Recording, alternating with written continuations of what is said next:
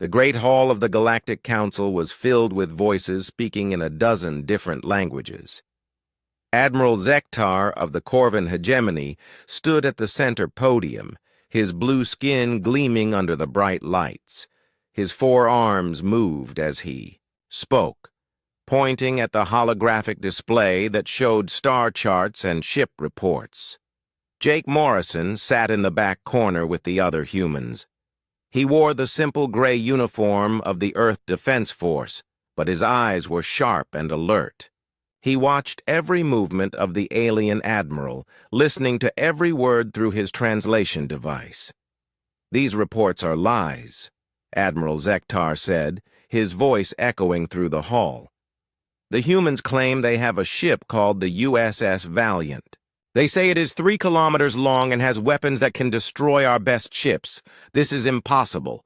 The other council members nodded their heads.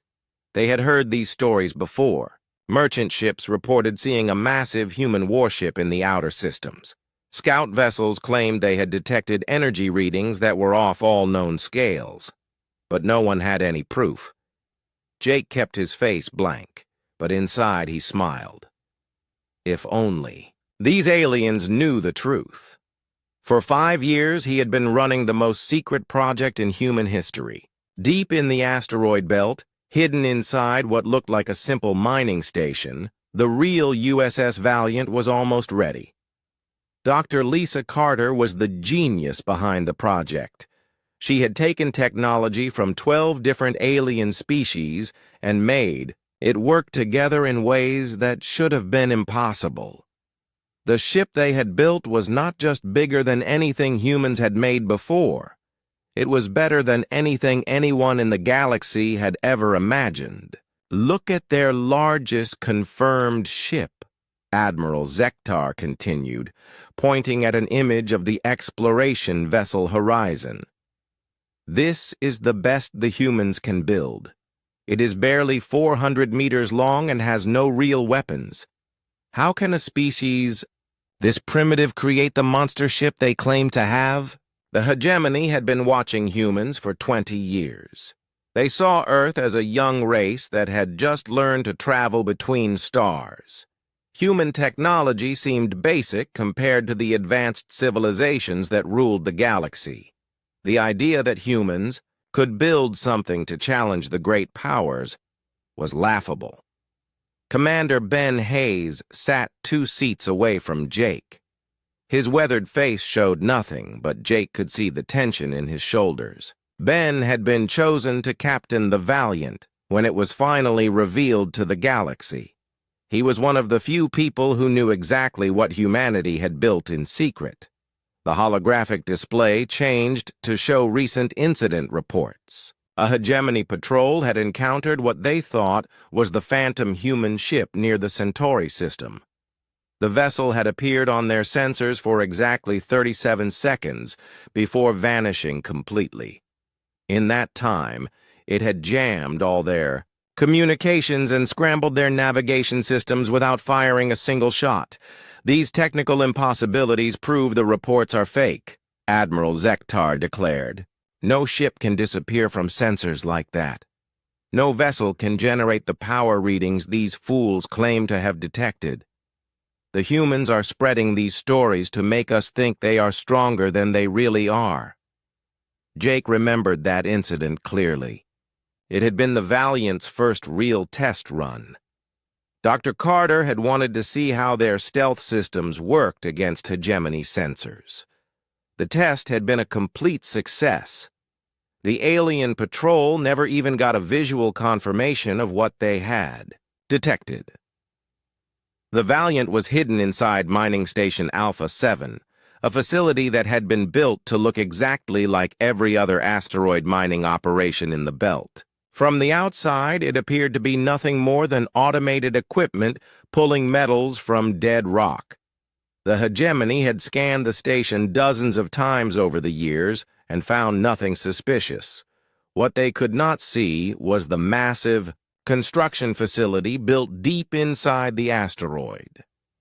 The station had been hollowed out completely, creating a space large enough to build and hide the most advanced warship ever created. More than 3,000 people had worked on the project, and every single one of them had sworn to keep the secret with their lives. Dr. Carter had started with the wreckage of alien ships that had been destroyed in various conflicts over the past decades. Human salvage teams had quietly collected the remains, studying every piece of technology they could find. She learned how Corvin shields worked, how Zephyrian engines generated their incredible speed, how Altarian weapons could pierce through any known armor. Then she had done something that no other species had ever attempted. Instead of copying, one technology at a time, she found ways to make them all work together. The Valiant's shields used principles from 6 different civilizations. Its weapons combined the best features of 4 separate designs. Its engines were based on theoretical work that most alien scientists said was impossible to build. The Council chamber erupted in laughter when Admiral Zektar showed the power requirements for the supposed human super ship. The energy output would require a fusion reactor the size of a small moon. Even the most advanced civilizations could not build something that efficient. Jake knew they were wrong. Dr. Carter had solved the power problem by using a completely new approach. Instead of one massive reactor, the Valiant had dozens of smaller ones working in perfect harmony. The design was inspired by how human cities used distributed power grids instead of single massive generators. The humans want us to fear a ship that does not exist, Admiral Zektar concluded. They hope we will waste time and resources preparing for a threat that is nothing more than propaganda. I recommend we ignore these foolish reports and focus on real threats to galactic security. The vote was unanimous. Every species on the Council agreed that the phantom human ship was a hoax. The reports would be filed away and forgotten. The hegemony would continue to treat Earth as a minor power that posed no real challenge to established order. As the Council session ended, Jake stood and walked toward the exit. He passed close to Admiral Zektar and nodded politely. The alien admiral barely acknowledged the human's presence. To him, Jake was just another representative from a backward world. Ben Hayes caught up with Jake in the hallway outside the chamber. They walked together without speaking until they reached the human delegation's private quarters. Only when the door was sealed and the security systems were active did they allow themselves to talk freely. "How much longer?" Ben asked. Jake checked his secure communicator. A message from Dr. Carter was waiting.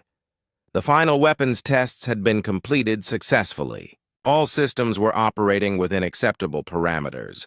The USS Valiant was ready for its first combat mission. 2 weeks, Jake replied. Maybe less if we push the schedule. Ben nodded slowly. He had been preparing for this moment for 3 years. His crew of 200 volunteers had trained in secret, learning to operate systems that officially did not exist.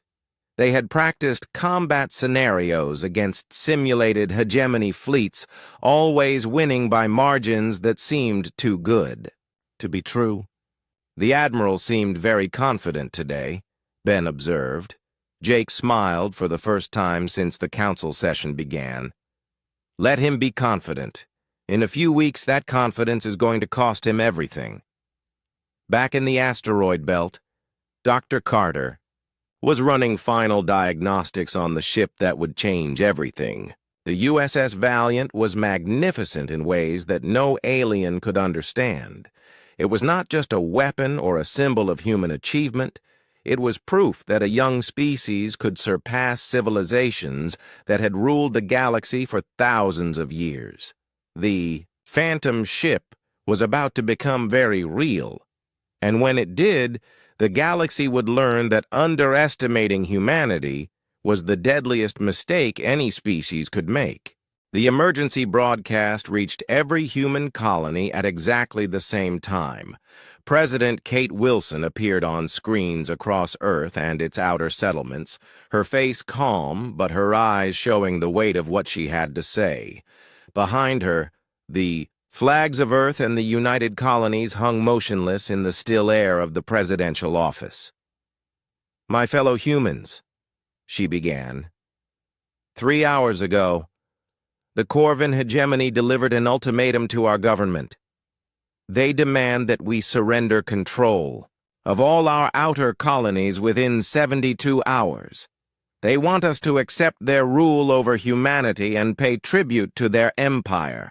If we refuse, they promise to destroy every human settlement in space and reduce Earth itself to ashes."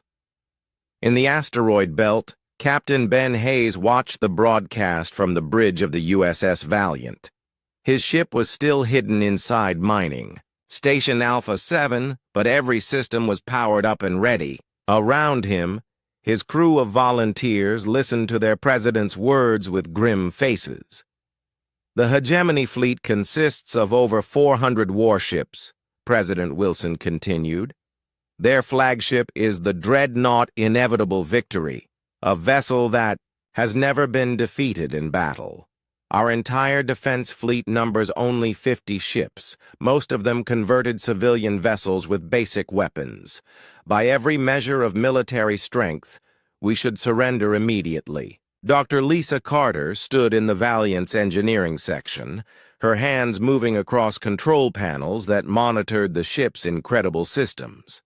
She had spent 5 years building this moment, designing weapons and defenses that the galaxy's greatest minds said were impossible.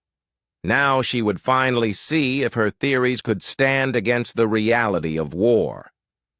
The hegemony fleet had positioned itself at the edge of the solar system, just beyond the orbit of Pluto. Admiral Zektar commanded from his flagship, confident that the mere sight of his armada would force humanity to surrender without a fight. 400 ships meant 400 chances for humanity to see how hopeless their situation truly was. On Earth, crowds gathered in city squares and public spaces to watch the president's speech. Many people were afraid, but others showed the stubborn determination that had carried humanity from caves to the stars. They had faced extinction before and survived. This would not be the day their species gave up. However, President Wilson said, her voice growing stronger, humanity has never bowed to tyrants. We will not start now. I have authorized our defense forces to resist this invasion with every means at our disposal. We may be outgunned, but we are not beaten. Earth will fight. In the command center, deep beneath the Pentagon, General Scott Adams coordinated with defense installations across the solar system. Mars Base reported their missile batteries were armed and ready. The orbital platforms around Earth confirmed their particle cannons were charging. Every human ship capable of mounting weapons was moving to defensive positions. But Adams knew the conventional forces were not enough. The real hope lay with a ship that officially did not exist, commanded by officers who were supposed to be on extended training missions. He had clearance to know about the Valiant, but even he did not fully understand what Dr. Carter had built. Aboard the hegemony flagship, Admiral Zektar reviewed the deployment of his fleet. The humans had exactly 68 hours and 43 minutes left to surrender. If they refused, his ships would advance in formation and systematically destroy every human installation in space. Earth itself would be bombarded until its surface was uninhabitable. The Admiral felt no guilt about this plan. The hegemony had conquered 47 star systems using the same method. Overwhelming force followed by complete destruction if resistance continued. Species that submitted were allowed to live as servants. Those that fought were eliminated as examples to others.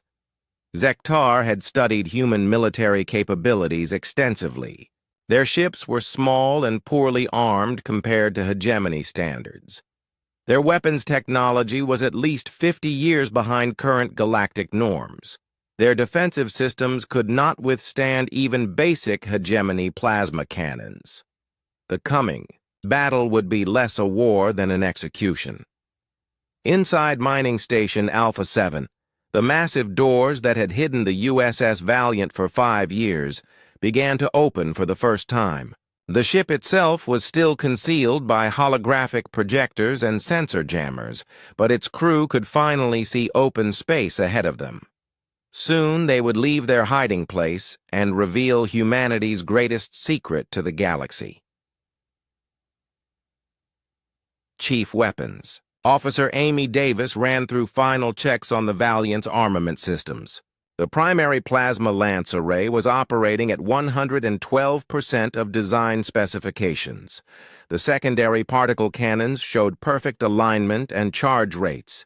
The defensive systems that Dr. Carter had based on captured alien technology were ready to face the most advanced weapons in known space. Navigator Tony Clark had already plotted 17 different courses from the asteroid belt to the hegemony fleet position. Each route took advantage of gravitational fields and solar radiation to mask the Valiant's approach until the last possible moment. The ship's experimental jump drive could place them anywhere in the solar system with pinpoint accuracy. On hegemony, ships throughout the fleet, officers monitored human communications and troop movements. They detected the repositioning of Earth's defense forces and noted the pathetic preparations being made to resist invasion. Some younger officers expressed surprise that humanity would choose destruction over surrender. But the veterans had seen it before. Species always thought they could fight the hegemony and win. They believed their courage or their technology or their determination would somehow overcome impossible odds. They were always wrong. In a few days, humanity would join the list of extinct civilizations that had chosen pride over survival. Dr. Carter made final adjustments to the Valiant's power distribution systems. The ship's fusion reactors were operating in perfect harmony, generating more energy than any vessel in galactic history.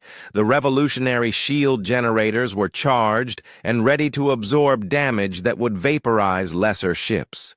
Every system showed green lights across the board. Captain Ben Hayes received encrypted orders directly from Earth's military command. The message was simple and clear. When the hegemony fleet began its final advance, the USS Valiant would intercept them at coordinates that would place the human ship directly in the path of the enemy formation. There would be no warning and no chance for the aliens to prepare. President Wilson concluded her broadcast with words that would be remembered for generations. "We do not seek war, but we will not flee from it. Humanity has traveled too far and sacrificed too much to surrender our freedom to alien tyrants. Whatever the cost, we will stand together and face this threat as one people united in defense of our worlds and our way of life." As the broadcast ended, Admiral Zektar reviewed the human president's speech with contempt. The woman spoke of courage and unity as if those things could stop plasma cannons and fusion bombs. She seemed to believe that determination could overcome the simple mathematics of 400 ships against 50. The Admiral had heard similar speeches from the leaders of other doomed species. They all used the same words about freedom and resistance and never surrendering. None of it mattered when the shooting started. Courage did not stop missiles, and unity did not deflect energy beams. In exactly 66 hours, the hegemony fleet would begin its advance toward Earth. The human defense forces would fight bravely and die quickly. Their planets would be conquered and their people enslaved. Admiral Zektar would add another victory to his long record of successful campaigns. What the Admiral did not know was that humanity had spent 5 years preparing for this exact moment. Deep in the asteroid belt, the USS Valiant was ready to prove that sometimes courage and determination were enough. Sometimes a species that refused to surrender could achieve the impossible. The Phantom ship was about to become real, and the galaxy would never be the same. The 72-hour deadline had passed 6 minutes ago. Admiral Zektar stood on the bridge of his flagship Inevitable Victory, watching as his fleet began its final approach toward the inner solar system. 400 hegemony warships moved. In perfect formation, their weapons charged and their shields at maximum power. Today would mark the end of human resistance and the beginning of a new age of hegemony control. The human defense fleet had taken position near Mars' orbit, exactly where Zektar had expected them. 50 small ships arranged in a desperate defensive line that would collapse within minutes of contact.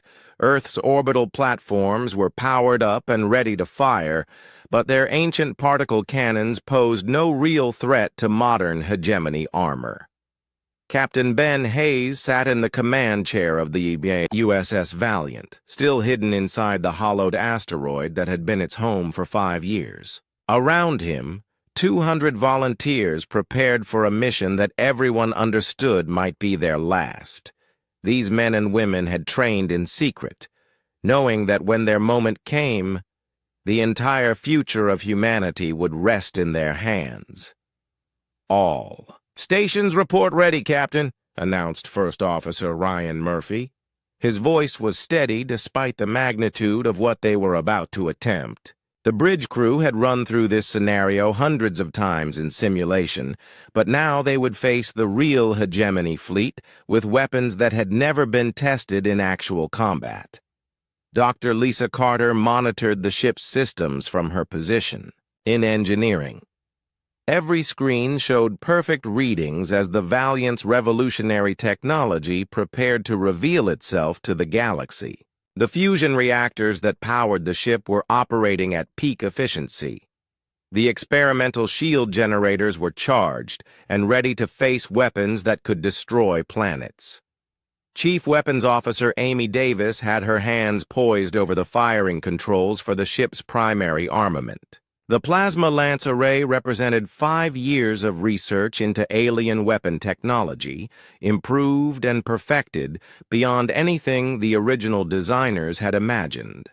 If her calculations were correct, these weapons could punch through hegemony shielding, like it was made of paper. Navigator Tony Clark had plotted their emergence point with mathematical precision. The Valiant would materialize directly ahead of the enemy formation, close enough to engage immediately, but far enough away to avoid collision with the lead ships. The element of surprise would last only seconds, but those seconds would determine the outcome of everything that followed. Admiral Zektar reviewed the tactical display showing human defensive positions. The Earth forces were deploying in classical formation, trying to use superior numbers and defensive positions to offset their technological disadvantages. It was a strategy that might have worked against an equal opponent, but against hegemony. Firepower, it was merely prolonging the inevitable. The alien admiral felt a moment of regret for what was about to happen.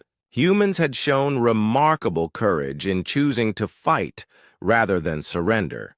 Their civilization had achieved impressive technological advancement in a relatively short time. Under different circumstances, they might have made valuable allies, rather than another conquered species. But the hegemony had rules that could not be broken. Species that defied ultimatums were destroyed completely. There could be no exceptions. No mercy for those who chose resistance over submission. The example had to be absolute, so that other worlds would understand the consequences of challenging hegemony authority. Inside the asteroid, massive doors that had remained sealed for 5 years began to open. The USS Valiant had been built in complete secrecy, hidden from every sensor scan and surveillance mission that had passed through the asteroid belt. Now it would finally emerge from its concealment and show the galaxy what human engineering could achieve when pushed to its absolute limits. The ship itself was a marvel that defied every assumption about human technological capabilities. 3 kilometers of advanced armor and weaponry that incorporated design principles from a dozen different alien civilizations. Dr. Carter had taken the best features of each technology and found ways to make them work together in perfect harmony. Thuane, Valiant's hull was composed of materials that most species considered incompatible. Corvin battle steel provided structural strength, while Zephyrian energy conductors distributed power throughout the ship. Altarian sensor arrays gave unprecedented detection capabilities, while human engineering innovations tied everything together into a coherent whole. Captain Hayes received the final authorization codes from Earth Command. President Wilson herself had approved the mission, understanding that humanity's survival depended on a ship that officially did not exist. The Valiant would reveal itself to the galaxy at the moment when Surprise could achieve maximum tactical advantage. "Jump drive is charged and ready," reported Tony Clark. The experimental propulsion system was based on theoretical physics that alien scientists claimed was impossible to implement. Human researchers had spent 3 years proving those scientists wrong, creating a drive system that could place the Valiant anywhere in the solar system with perfect accuracy. Admiral Zektar's fleet continued its advance toward the inner planets. Hegemony protocols called for the systematic destruction of all human military assets before beginning planetary bombardment. The process would take approximately 6 hours, during which Earth's population would have time to fully comprehend their defeat before facing extinction. The first warning came from the fleet's long-range sensors. Something massive was approaching from the direction of the asteroid belt, but the readings made no sense. The object appeared to be generating more power than a small star, yet it showed no visual signature on optical scanners. The sensor operators ran diagnostic checks, assuming their equipment was malfunctioning. Then space itself seemed to tear open directly ahead of the hegemony formation. A swirling vortex of energy appeared from nothing, growing larger with each passing second. Emergency alarms began sounding throughout the fleet as ships tried to understand what they were seeing. The USS Valiant emerged from its jump like a predator stepping out of shadows. 3 kilometers of impossible human engineering materialized. In the vacuum, its hull gleaming with energy fields that registered on no known sensors. The ship was larger than anything humans were supposed to be capable of building, and it radiated power levels that exceeded every database entry for known vessels. Admiral Zektar stared at the tactical display in complete disbelief. The Phantom, ship that his intelligence reports had dismissed as human propaganda, was real, and it was positioned directly in the path of his fleet. The vessel's power output was reading as impossible, its hull composition showing as unknown, its weapons, systems registering as beyond current galactic technology. "All ships halt advance," Zektar ordered, his voice carrying the first note of uncertainty he had felt in decades of military service. "Request identification from unknown vessel." Captain Hayes stood on the bridge of humanity's greatest achievement, surrounded by officers who had dedicated years of their lives to this single moment. The hegemony fleet stretched out before them, 400 ships that had never known defeat now facing something they had never imagined possible. "Open a channel to the hegemony flagship," Hayes commanded. When the connection was established, he looked directly into the camera that would transmit his image to Admiral Zektar. "This is Captain Ben Hayes of the United Earth vessel Valiant. You have one opportunity to withdraw your fleet from this system. Refuse, and we will demonstrate why your intelligence was so badly mistaken about human capabilities." The alien admiral's response was immediate and predictable. "Impossible vessel or not, you are one ship against 400. Surrender now, and your crew will be allowed to live as prisoners. Continue this foolish resistance, and you will be destroyed along with the rest of your species." Hayes smiled calmly. "Admiral, you still don't understand what you're facing. Dr. Carter, are all weapon systems ready?" From engineering, Lisa Carter's voice came through clearly. "All systems are operating above design specifications, Captain. We are ready to show the galaxy what humans can accomplish." The moment of truth had arrived. The Phantom ship was no longer a legend or a hoax. It was real. It was here, and it was about to change the balance of power in the galaxy forever. Admiral Zektar had built his reputation on quick decisions and overwhelming force. The appearance of the impossible human ship had shocked him, but he was still a veteran commander with 400 warships under his control. One vessel, no matter how advanced, could not stand against the entire hegemony fleet. "All ships, open fire," he ordered. "Target the human vessel with everything we have. I want that ship reduced to atoms." The response was immediate and devastating. Hundreds of plasma cannons erupted simultaneously, sending streams of superheated energy toward the USS Valiant. Particle beam weapons joined the assault, their invisible death rays converging on the human ship's position. Fusion missiles launched from dozens of ships, each one carrying enough explosive power to level a city. Captain Ben Hayes watched the incoming fire on his tactical display with calm professional interest. The light show was impressive, bright, enough to be visible from Earth itself. Any normal vessel would have been vaporized instantly by such concentrated firepower, but the Valiant was not a normal vessel. "Shields holding at 96%, reported Chief Engineer Lisa Carter from her position in the ship's power core. The revolutionary defensive system she had designed was absorbing the hegemony assault and redistributing the energy throughout the ship's structure. All systems operating within normal parameters. The alien weapons fire struck the Valiant's shields and simply disappeared. Energy that should have destroyed the ship was channeled into the hull itself, actually strengthening the vessel's protective barriers.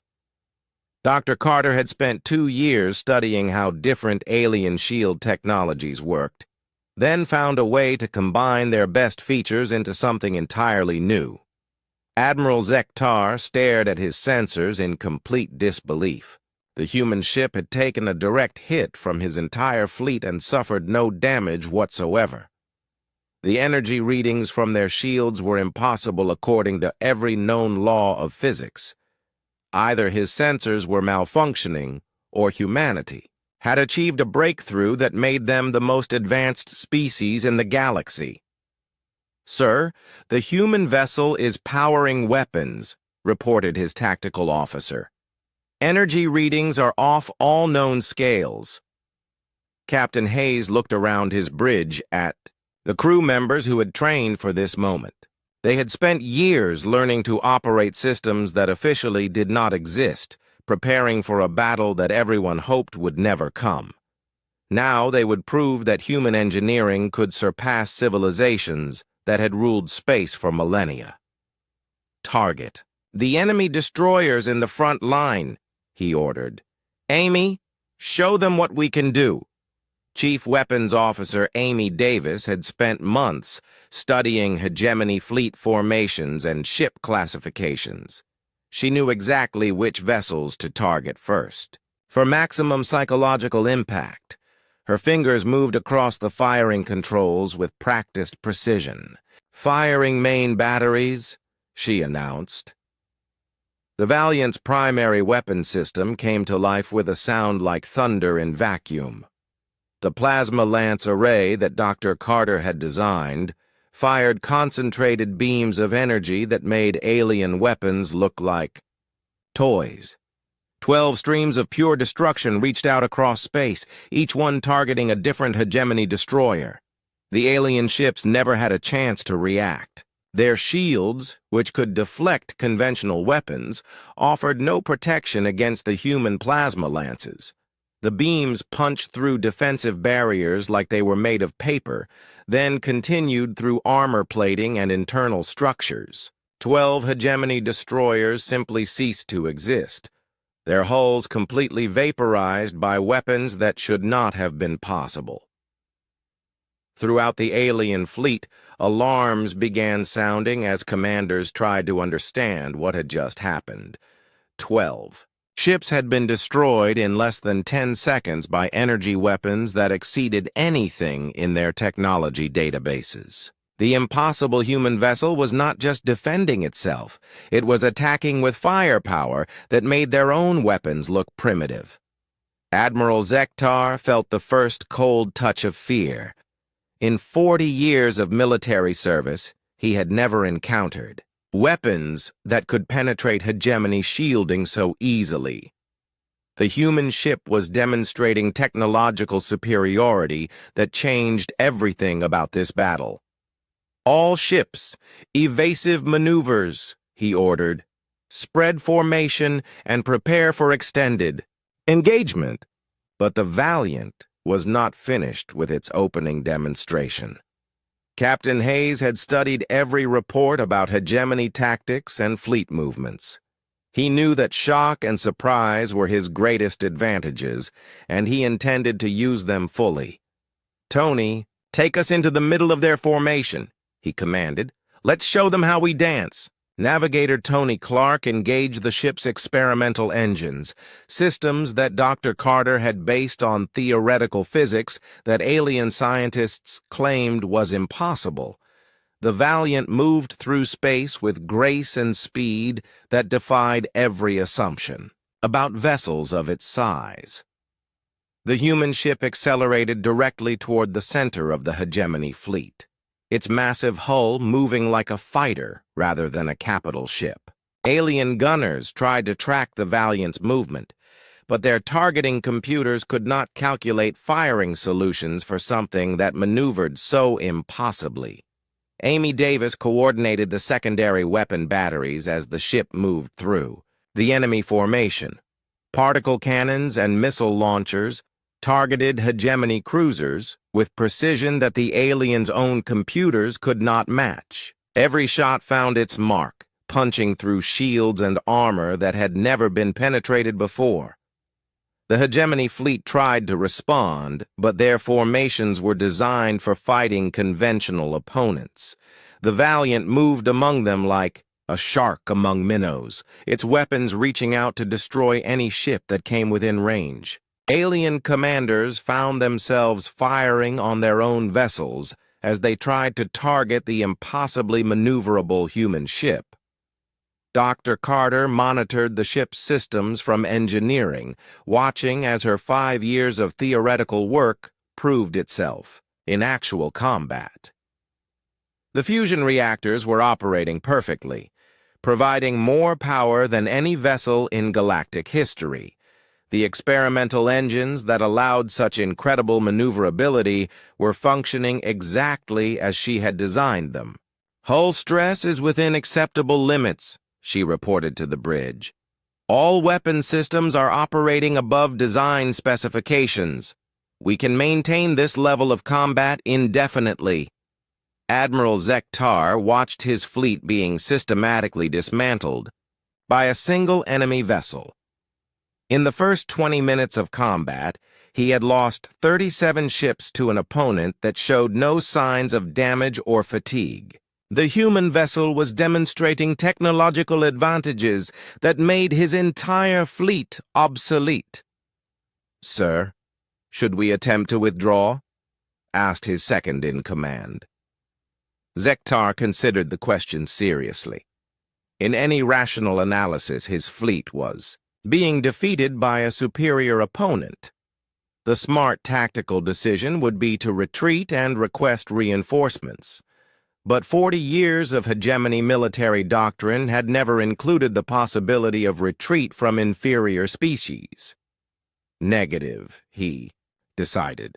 All ships converge on the human vessel. If we cannot destroy it with weapons, we will ram it with our hulls. The order went out to the surviving ships of the hegemony fleet. More than 300 vessels began moving toward the Valiant's position, abandoning all pretense of tactical formation in favor of a desperate charge. If conventional weapons could not penetrate the human ship's defenses, perhaps sheer mass and impact could succeed where energy beams had failed. Captain Hayes watched the enemy movement with interest, rather than concern. The hegemony was abandoning strategy in favor of desperation, exactly the response he had hoped to provoke. The alien fleet was making itself vulnerable to the kind of concentrated firepower that the Valiant had been designed to deliver. All weapons! Continuous fire! He ordered. Let's finish this. The USS Valiant became the center of a sphere of destruction that reached out in every direction. Its weapons fired without pause, each shot destroying another piece of the once mighty hegemony fleet. The ship that had been dismissed as impossible was proving that human determination and ingenuity could overcome any odds. The Battle of Saul was ending exactly as Dr. Carter had calculated when she first began designing humanity's ultimate weapon. The galaxy was about to learn that underestimating the human species was the deadliest mistake any civilization could make. The silence in space was profound after 2 hours of continuous battle. Where the mighty hegemony fleet had once numbered 400 warships, now only scattered debris and emergency escape pods drifted through the void. The USS Valiant hung, motionless among the wreckage, its hull undamaged and its weapons still charged and ready. Admiral Zektar sat in the command chair of his crippled flagship, watching as human rescue ships moved among the debris to collect hegemony survivors. His own vessel had been spared destruction only because Captain Hayes had deliberately targeted its engines rather than its reactor core. The message was clear. Humanity wanted witnesses to carry word of this defeat back to the galaxy. Captain Ben Hayes stood on the bridge of the ship that had changed everything. Around him, his crew was already running diagnostics and preparing for whatever came next. They had proven that the Phantom vessel was real, that human technology could surpass anything the galaxy had seen before. Now they had to deal with the consequences of that proof. Damage report, Hayes requested, though he already knew what. The answer would be, Chief Engineer Lisa Carter's voice came through clearly from the engineering section. No damage to report, Captain. Hull integrity at 100%, all weapon systems operational, shields at full power. We could fight another battle just like this one without any maintenance. The words would have seemed impossible to any alien observer, but Hayes was not surprised. Dr. Carter had designed the Valiant to survive exactly this kind of engagement. 5 years of theoretical work and practical engineering had created a vessel that was not just superior to current galactic technology, but represented a fundamental advancement in how warships could be built. On Earth, President Kate Wilson watched the battle reports with a mixture of relief and concern. Humanity had survived the hegemony ultimatum, but victory would bring new challenges. The galaxy now knew that Earth possessed military technology that exceeded anything previously imagined. That knowledge would change every diplomatic relationship humanity had established. The emergency session of the Galactic Council was called within hours of the battle's end. Representatives from every major species gathered in the Great Hall, where Admiral Zektar had once dismissed human capabilities as primitive propaganda. Now they faced the reality that a single human ship had destroyed the most powerful fleet in known space. Captain Hayes arrived at the council chambers aboard, a simple shuttle, but the USS Valiant remained in orbit above the council world as a visible reminder of what humanity had achieved. The massive ship could be seen with the naked eye, its hull reflecting sunlight in ways that made it appear almost ethereal against the darkness of space. The reception was very different from his previous visits to the council. Alien dignitaries, who had once barely acknowledged his presence, now watched his every movement with careful attention. Species that had considered humanity to be a minor power were suddenly forced to reevaluate everything they thought they knew about Earth's capabilities. "Captain Hayes," began Counselor Vexron of the Altarian Federation, "your species has demonstrated technological capabilities that our scientists believed were impossible. We would very much like to understand how you achieved such advances." Hayes had prepared for this question during the journey to the Council world. Earth's leadership had decided that honesty would serve them better than continued secrecy, at least about general principles. The specific details of Dr. Carter's work would remain classified, but the galaxy deserved to understand what had happened. "For decades we watched and learned," he explained. "Every alien ship that entered our space was studied. Every piece of technology that became available through trade or salvage was analyzed. We took the best features from many different civilizations and found ways to make them work together." The admission caused murmurs throughout the assembly. Most species guarded their technological secrets carefully, sharing only basic information through trade agreements. The idea that one civilization could successfully combine technologies from dozens of others was theoretically possible, but practically unthinkable. Dr. Carter had accompanied the diplomatic mission, though she remained aboard their shuttle rather than entering the council chambers. Her work was too sensitive to be discussed openly, but her presence sent a message that humanity's achievements were based on solid scientific research rather than lucky accidents or alien assistance.